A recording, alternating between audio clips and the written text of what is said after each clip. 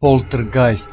Poltergeist je posebna vrsta duha koji se ne može videti i koji ne plaši ljude, nego pokušava nešto reći ili upozoriti, ali ipak se ne može reći da je dobronameran. Poltergeist svoju prisutnost ne pokazuje siluetom ili pojavom, nego pomeranjem predmeta, kuckanjem, nekontrolisanim požarima koji se ne mogu ugasiti vodom i slično. Veže se za osobu najčešće psihički nestabilnu ili stresnu, a može izazvati i teške fizičke povrede, krvarenje, pa čak i smrt. Poltergeista ne može oterati nikakav sveštenik, niti egzorcizam, niti bilo šta što ima veze sa religijom ili svetinjama. Parapsiholozi poltergeista smatraju određenom vrstom telekineze, tačnije nekontrolisane telekineze koja prati osobu. To praćenje se najčešće manifestuje noću, najčešće s vlačenjem posteljine ili dizanjem predmeta u vis, kao i lupanje po prozorima i nameštaju, te požarima i poplavama koji sami od sebe nastaju i sami od sebe nestaju. U kratkim crtama, evo jednog slučaja poltergeista. Ovaj slučaj dogodio se u Londonu, kada se poltergeist vezao ne za osobu nego za prostoriju. Vezao se za prostoriju za jednu advokatsku kancelariju, koja je tog trena postala nemoguća za život i za rad. Po danu bi bila to sasvim obična kancelarija, ali po noći nešto sasvim drugo. Kogod bi se usudio prenoćiti u kancelariji, ujutro bi bio nađen mrtav, tačnije